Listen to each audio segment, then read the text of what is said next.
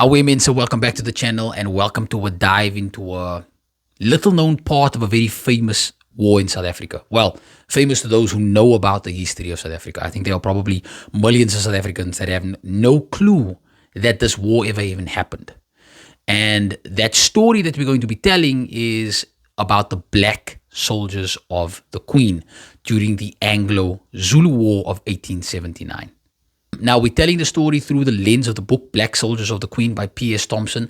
Now, a quick disclaimer here. Whatever I say in this video is not necessarily the views of the author of this book. This is my average Joe reading of the book, my assessment, and my reflections on the book.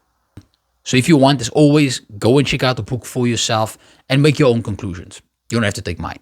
Now, the most common narrative of the story is of British heroes overcoming these war-hungry Zulu warriors.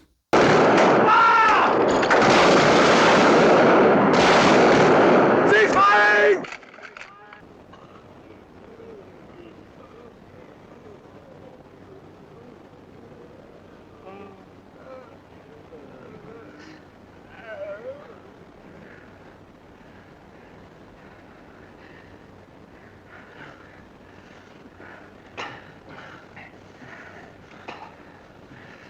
Yeah, Michael Caine acted in a movie about this story. You probably didn't know. It was made in the 1960s in the heart of apartheid.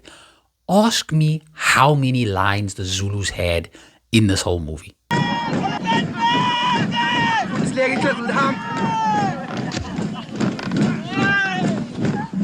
And it actually says a lot about how much influence Africans have had in telling their own stories, in telling their own history. And this book is no different from that. But the Natal Native Contingent, or the NNC, played a significant role in this battle. It was not just a fight between Europeans and blacks. So stick around, because this is a story about courage, fear, betrayal, survival, and a legacy that's echoed through time, because we still see remnants of it today. Right, so picture this. 1879. Southern Africa, because South Africa as we know it and the borders, it doesn't exist yet. The British are in full empire expansion mode, and the Zulu kingdom under King Cetshwayo are basically one of the last indigenous groups still resisting colonial control. But when this war breaks out, it is not just redcoats against Zulus. According to P.S. Thompson, over half of that army serving for the British were black soldiers from the colony of Natal who were serving the Queen willingly. That is a Morse number, over half. Just think about that for a second. But we also have to keep in mind that most of these records were written by British officers, by British historians, by British institutions. So the narrative likely leans heavily in favor of the British. It's exactly like the movie.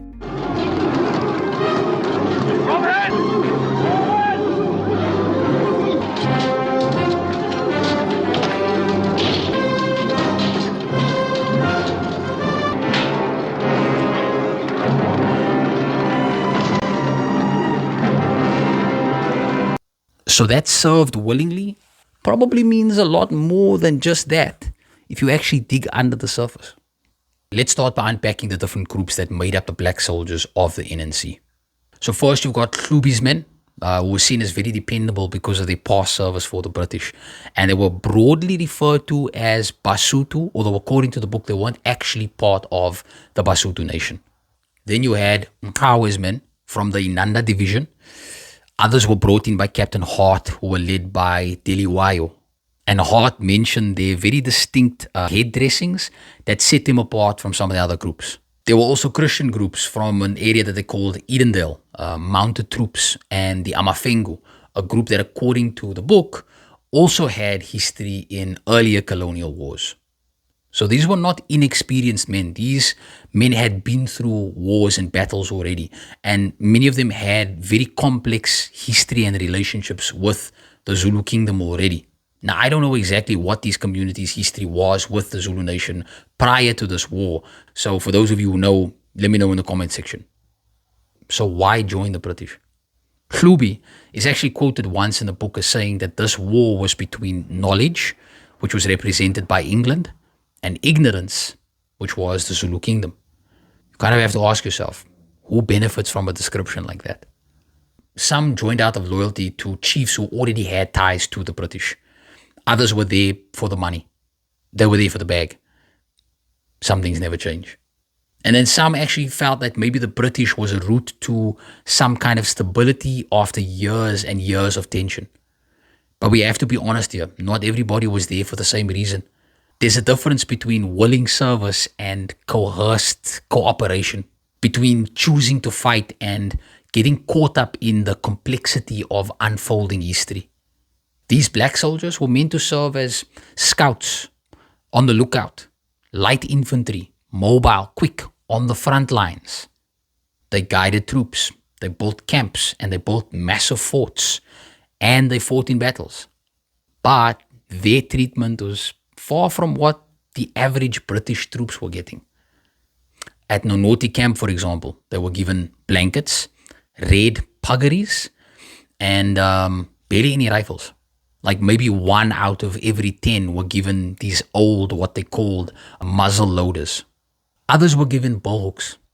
Can you imagine that for a second? Can you imagine being sent into a battle with gardening tools while the officers who sat back behind you had all of the modern firearms? Arguably, these men were nothing more than pawns on a chessboard. Cheap labor. Quick pause. I just want to thank everybody who already hit that subscribe button.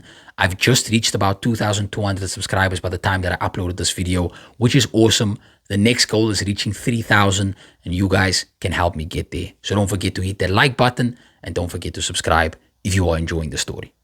Now that we have a little bit of a framework and a backstory, let's zoom in on one of the most infamous battles of this war, Isandlwana, the 22nd of January, 1879.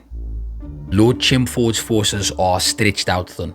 Colonel Durnford, who had a very good relationship with Hlube's men, he arrives with the mounted troops, and the NNC are placed in various positions. And then the Zulu Impi descends. A massive force.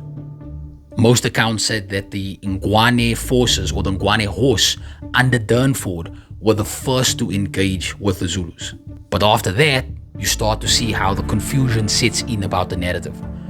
Because some are very confused about where the NNC were actually positioned. Some say that they were between the British lines. Others say that they were on the flanks. And of course, it's probably the sheer lack of survivors that adds to the confusion about what actually took place. The Zulu attack intensifies. And the NNC, who barely have any rifles or who have garden tools, they start retreating.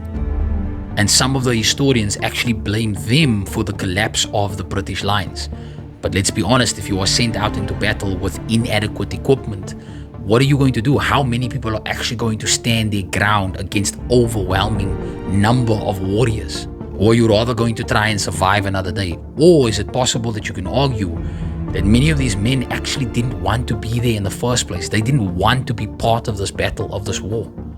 Either way, despite that, there were also some reports of bravery. For example, the Amachunu, their group suffered some serious losses.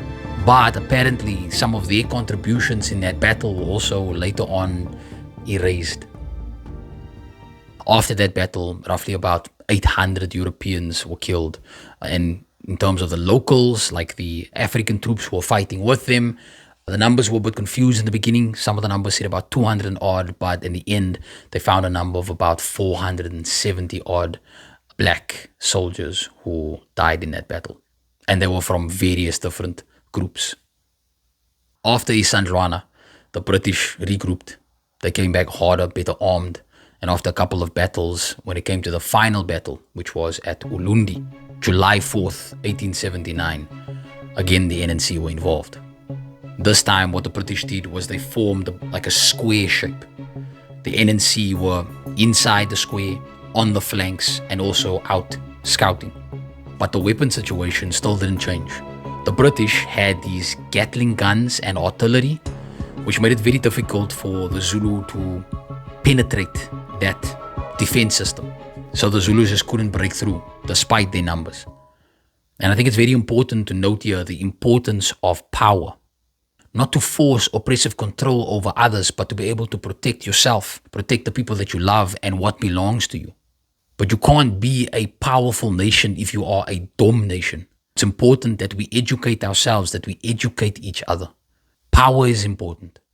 There's no denying that. Coming back to our story, after the battle, mounted NNC units were also used to chase down the retreating Zulus. Again, essential to the victory, but kind of left out of the legacy of the story. After Ulundi fell, the main goal was to capture King Cetshwayo.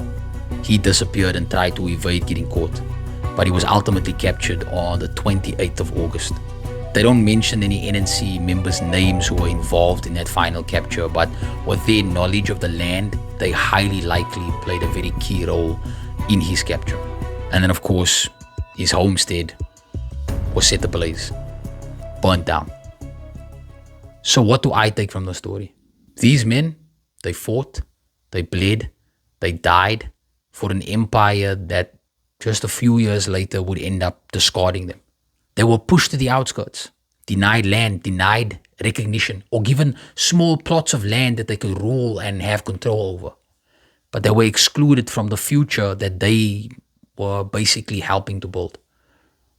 And the sad truth is that many of these African groups who either fought alongside each other or against one another, the Hlubi, the Amachune, the Ngwane, they were likely related, connected either by ancestry or by language or by history. But pride, ego, fear, survival, those things pulled them apart and made it easy for them to be infiltrated and turned against one another. They chose to fight with the colonizers, against people who perhaps once they called kin, family.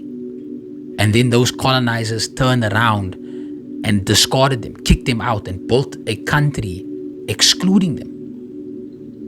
So what's the lessons here for me?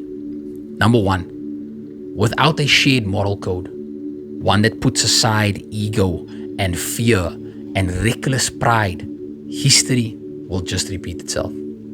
We will fight each other. We will divide amongst each other. And those who exploit that division, they will be the ones who will always win. Number two, we have to know these stories. We have to tell these stories because history is not just dates and times and events. It's lessons, it's warnings, and it's mirrors for us to see ourselves through. Let me know your thoughts in the comment section. Did you know about the Native Natal Contingent before this video? If you did, is there anything that you feel that I missed? Is there anything that you want to add? Chat to me in the comment section. Is there any other lessons that you took from this story? And don't forget to share this with somebody else that you think it might be valuable to. But most importantly, don't forget to like this video. Don't forget to subscribe. And I look forward to seeing you guys in the next video.